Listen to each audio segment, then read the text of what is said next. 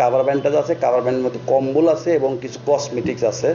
তো আমি আসলে যার কারণে ওই বিভিন্ন রাস্তায় আমার যে 5-6টা পয়েন্ট আছে, প্রতিটা পয়েন্টেই আমি আমার ফোর্স নিয়োগ করি। ফোর্স নিয়োগ করার পরে ওরা করে কি, যখন দুর্গাপুরের আমার এই মেইন রাস্তা মূলত কলসিন্দুর হয়ে আমার পঞ্চনন্দপুর ব্রিজ হয়ে এই রাস্তার এই মেইন রাস্তা, যখন ওরা জানতে পারে যে এই রাস্তায় আমার ইউনিফর্ম পুলিশ আছে, তখন আর ওরা এদিকে রওনা না হয়ে সোজা ওইখান থেকে আপনার কাশীনাথপুরের ভিতর দিয়ে দুধনই হয়ে ওরা পুরা কান্দুলিয়া হয়ে রাস্তাটা ধরছিল হলো আপনার এই নেত্রকোনা পূর্বধলার দিকে।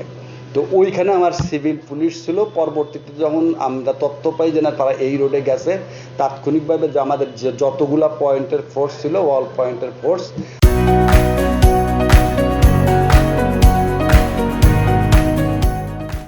আমার তদন্তর নেতৃত্বে এবং আমার সার্বিক তত্ত্বাবধানে আমরা সকল অফিসার ফোর্স ওকে কর্ডন করে রাত ভোর 5:30 সময় আপনার এটা হলো দেউলা ব্রিজ নামক স্থানে ওকে আটক করি, গাড়ির সহ একটা প্রাইভেট কার, একটা কভার ভ্যানকে আটক করে তাকে ওখান থেকে ওদের প্রাইভেট কার এবং কভার ভ্যান থেকে তাদেরকে আটক করা হয়। আটক করলে তাদের এই মাল সংক্রান্তে তারা স্বীকার করে যে মালামালগুলো তারা নিয়ে আসতেছে, কিন্তু মালামাল সংক্রান্তে তারা কোনো তথ্য দিতে পারে নাই। তাদেরকে সার্চ করে 3টা অ্যান্ড্রয়েড মোবাইল, 3টা বাটন মোবাইল, নগদ 1,40,000 টাকায় একটি কভার ভ্যান এবং একটি প্রাইভেট কার সহ আপনার কম্বল জব্দ করা হয়, কিন্তু কসমেটিকটা এর মধ্যে ছিল না।